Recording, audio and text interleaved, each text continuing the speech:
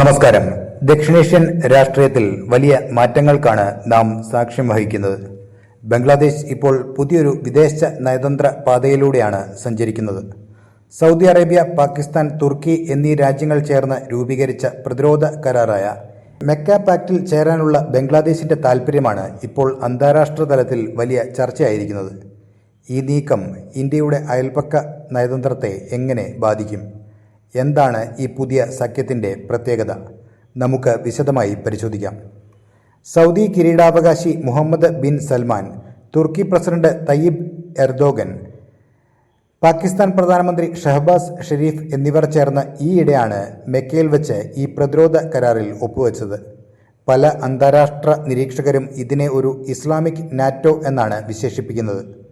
അംഗരാജ്യങ്ങളിൽ ഏതെങ്കിലും ഒന്നിനു നേരെ ഉണ്ടാകുന്ന സായുധ ആക്രമണം തങ്ങൾക്ക് എല്ലാവർക്കും എതിരായ ആക്രമണമായി കണക്കാക്കുമെന്നതാണ് ഈ കരാറിൻ്റെ കാതൽ. മേഖലയിലെ സുരക്ഷയും സ്ഥിരതയും ഉറപ്പാക്കുകയാണ് ഇതിൻ്റെ ലക്ഷ്യമെന്നാണ് ഔദ്യോഗിക ഭാഷ്യം. ബംഗ്ലാദേശ് പ്രധാനമന്ത്രിയുടെ ഓഫീസ് വൃത്തങ്ങളെ ഉദ്ധരിച്ചുകൊണ്ട് പുറത്തുവരുന്ന വാർത്തകൾ പ്രകാരം തങ്ങളുടെ ദേശീയ താൽപ്പര്യങ്ങൾ മുൻനിർത്തിയാണ് ബംഗ്ലാദേശ് ഇങ്ങനെയൊരു തീരുമാനത്തിലേക്ക് നീങ്ങുന്നത്. ബംഗ്ലാദേശ് ഫസ്റ്റ് എന്ന നയമാണ് തങ്ങൾ പിന്തുടരുന്നതെന്നും സന്തുലിതമായ ഒരു വിദേശ നയം രൂപീകരിക്കാനാണ് ശ്രമിക്കുന്നതെന്നും ബംഗ്ലാദേശ് സർക്കാർ വൃത്തങ്ങൾ വ്യക്തമാക്കുന്നുണ്ട്. സൗദി അറേബ്യയും മറ്റ് പങ്കാളികളുമായി ചർച്ചകൾ നടത്താൻ ബംഗ്ലാദേശ് പ്രധാനമന്ത്രിയുടെ ഉപദേഷ്ടാവ് തന്നെ ഉടൻ റിയാദ് സന്ദർശിക്കുമെന്നാണ് സൂചനകൾ. സാമ്പത്തിക ഭദ്രതയും സുരക്ഷാ സഹകരണവും ഇതിലൂടെ ബംഗ്ലാദേശ് ലക്ഷ്യമിടുന്നുണ്ട്. ഈ വാർത്ത ഇന്ത്യയെ സംബന്ധിച്ചിടത്തോളം തീർച്ചയായും ശ്രദ്ധിക്കേണ്ട ഒന്നാണ്. ഇന്ത്യയുമായി വളരെ അടുത്ത ബന്ധം പുലർത്തുന്ന ഒരു അയൽരാജ്യമാണ് ബംഗ്ലാദേശ്. എന്നാൽ ഇന്ത്യയുടെ മുഖ്യ ശത്രുവായ പാകിസ്ഥാൻ കൂടി ഉൾപ്പെടുന്ന ഒരു പ്രതിരോധ സഖ്യത്തിൽ ബംഗ്ലാദേശ് പങ്കാളിയാകുന്നത് ഇന്ത്യയെ സംബന്ധിച്ച് ആശങ്കയുണ്ടാക്കുന്ന കാര്യമാണ്. പാകിസ്ഥാൻ മുൻകാലങ്ങളിൽ ബംഗ്ലാദേശിനെ ഉപയോഗിച്ച് ഇന്ത്യക്കെതിരെ ഭീകരവാദ പ്രവർത്തനങ്ങൾ നടത്താൻ ശ്രമിച്ചിട്ടുണ്ട് എന്ന ആരോപണം നിലനിൽക്കുന്നുണ്ട്. അതിനാൽ ഇത്തരം ഒരു സമവാക്യം ഈ മേഖലയിലെ ശക്തി സമവാക്യങ്ങളെ മാറ്റിമറിക്കാൻ സാധ്യതയുണ്ട്.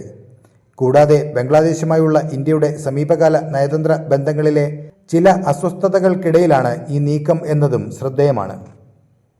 ചുരുക്കത്തിൽ ബംഗ്ലാദേശ് ഒരു പുതിയ നയതന്ത്ര ദിശയിലേക്ക് തിരിയുകയാണ് എന്ന് വ്യക്തമാണ്.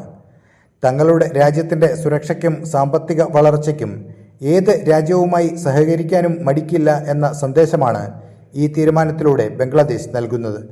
എന്നാൽ ഇത് ഇന്ത്യയും ബംഗ്ലാദേശും തമ്മിലുള്ള ഉഭയകക്ഷി ബന്ധത്തെ ഭാവിയിൽ എങ്ങനെ ബാധിക്കും എന്നത് കാത്തിരുന്ന് കാണേണ്ട കാര്യമാണ്. ഏഷ്യൻ രാഷ്ട്രീയത്തിൽ പുതിയൊരു ധ്രുവീകരണത്തിനാണോ ഇത് തുടക്കം കുറിക്കുന്നത് എന്ന സംശയമാണ് ഉയരുന്നത്. കാലം തെളിയിക്കേണ്ട കാര്യമാണിത്. അപ്പോൾ മറ്റൊരു വാർത്തയുമായി വീണ്ടും കാണാം. നന്ദി.